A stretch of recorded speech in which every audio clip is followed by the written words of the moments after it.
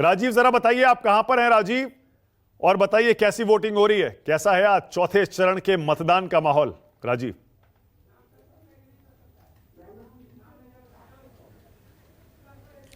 मानक 3 चरणों में जहां जहां मैं गया, और मैं उत्तर प्रदेश की ही सीटों पर था 3 चरणों में, मतदान इस वक्त तक 3 चरणों में जितना हुआ था चौथे चरण में उससे ज्यादा हो रहा है। उसकी कई वजहें, आज मौसम भी उस हिसाब से नहीं है, गर्मी और कई क्षेत्र ऐसे भी हैं जहां हल्की बूंदाबांदी भी हुई है उत्तर प्रदेश में। मैं कन्नौज के तिरवा में हूं और ये डिग्री कॉलेज काफ़ी बड़ा है। ये पोलिंग स्टेशन, यहाँ पर कई बूथ हैं। आप देखिए यहाँ पर महिलाओं की भी संख्या देख रहे हैं, पोलिंग बूथ पर है। पीछे 3-4 और पोलिंग बूथ है जहाँ ये बड़ा डिग्री कॉलेज है, तो इसलिए पोलिंग बूथ यहाँ पर है। कुछ लोग वोट डाल करके आए हैं और उनसे, मतदाताओं से वोट देने के बाद बातचीत करने में कुछ स्थितियाँ ज़्यादा क्लियर होती हैं। आप रुकिए अम्मा, क्या हाल चाल है आपका? ठीक है। वोट डाला ही? डाला है। तो डालते वक्त आपके दिमाग में कौन सा मुद्दा था चुनाव का? सचिन नहीं है? सचिन भाई कहाँ? बताइए, क्या मुद्दा था आपके दिमाग में? ठीक था। हाँ? ठीक था। अरे घर वालों के कहने पे डाला, बता दिया तो उन्होंने कि जाके इस पे डालो, या आप अपने दिमाग से? अपने दिमाग से डाला। तो अपने दिमाग से आपको क्या समझ में आया कि क्या मुद्दा अच्छा है, कौन सही बात करता है? वो नहीं बता पाएंगे, लोगों को पूछो। हाँ बताइए, आप ही बताइए। आप बताएं आप। क्या मुद्दा आपके दिमाग में इस बार के चुनाव का? इस समय विकास का मुद्दा ही होना चाहिए हमारे अंदाज से, जो विकास के मुद्दे पे वोट भी करना चाहिए।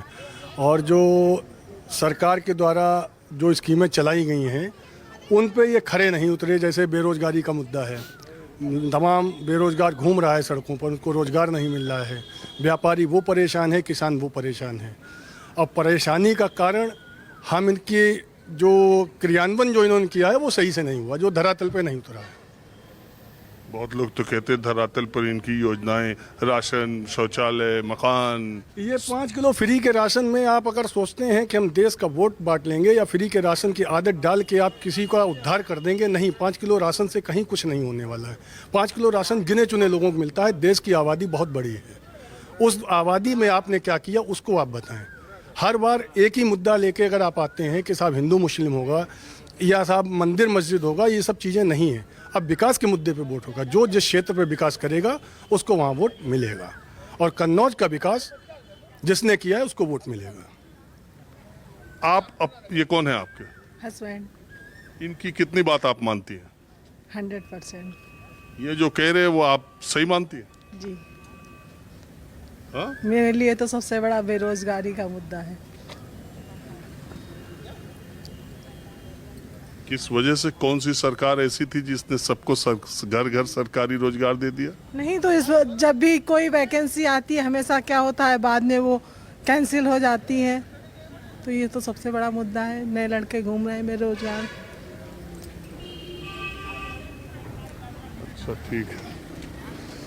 तो माने कुछ और छिटपुट वोटर आते रहते हैं। मैं कन्नौज का माहौल इसलिए, भाई साहब, कन्नौज का माहौल इसलिए भी कि आपने पहले ही बताया कि वीवीआईपी सीट्स जो आज चुनाव में हैं उसमें देखिए 96 सीटों पर चौथे चरण में मतदान हो रहा है। पिछली बार 50 सीटें दूसरों को मिली थी, 46 सीटें भारतीय जनता पार्टी को मिली थी। तो ये चरण बहुत इंपॉर्टेंट बीजेपी के लिए है भी।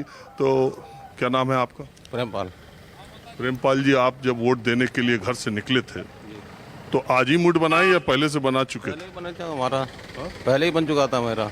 वो तो हमेशा बीजेपी में रहे, हमेशा बीजेपी में रहे। अच्छा, शुरू से बीजेपी वाले हैं? बीजेपी वाले हैं। तो आपके लिए कैंडिडेट का महत्व है या प्रधानमंत्री के चेहरे का महत्व है, योजनाओं की वजह से है, क्या वजह है? महत्व प्रधानमंत्री की वजह से। आपको लगता है कि इस सरकार ने, ये सरकार आपकी अपेक्षाओं पर खरा उतरी है? हाँ, बढ़िया उतरी है, फर्स्ट क्लास। ऐसी बात नहीं है, हमारे लिए सही है। दुनिया कुछ भी कहे लेकिन बढ़िया सरकार है। नहीं, आप अपना कहिए, दुनिया छोड़िए। हम अपने ही बता रहे हैं ना, बढ़िया सरकार है, कोई दिक्कत नहीं। चाचा रुकिए, आप तो ऐसा मालूम हो रहा सरकारी कर्मचारी थे, रिटायर्ड हो गए? रिटायर्ड जी। हाँ हाँ जी। मैंने सही पकड़ा ना? हाँ। टीचर थे क्या? टीचर नहीं, सीआरपीएफ से रिटायर, सब इंस्पेक्टर से। अच्छा। हाँ जी। तो यहीं रहते हैं तिरवा में? त्रिभुवन में रहते। तो मैं ये जानने के लिए आया हूँ कि लोगों के जनता के आम मुद्दे इस चुनाव में क्या थे। चुनाव में मुद्दा इम्पोर्टेंट है या व्यक्ति इम्पोर्टेंट है? अब हम तो जो व्यक्ति को देख रहे हैं, अपने देश को देख रहे हैं, राष्ट्र हित की बात कर रहे हैं।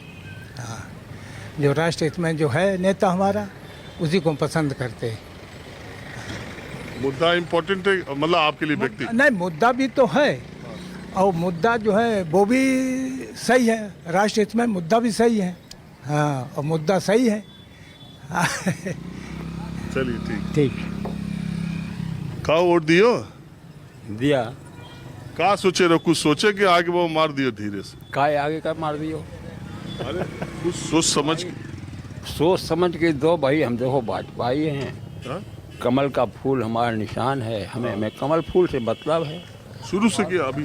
नहीं, शुरू से हैं हम सक्सेना जाति के हैं। हाँ। हम शुरू से हैं, और अगर कहीं दूसरी जगह डाल देंगे तो हमारा मान्य नहीं होगा।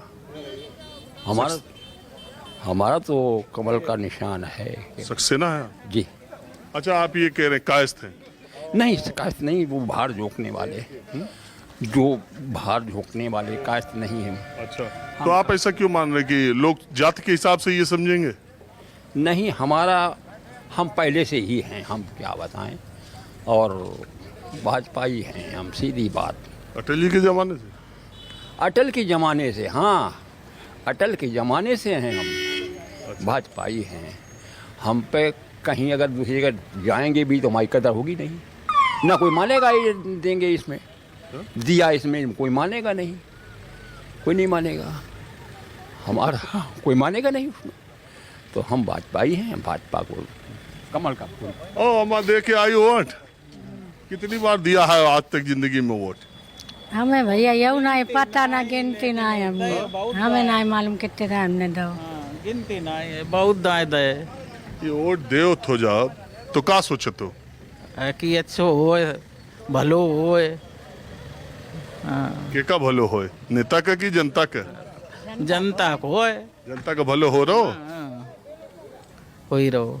हाँ? हाँ, का भलो हो रहो? कुल्ली भलो हुई रहो। भलो ही कर रहे। हाँ, मोदी भलो ही कर रहे। का भलो कर रहे? सब तो कह रहे महंगाई बढ़ा रहो। अब महंगाई तो वो बढ़ता ही जात।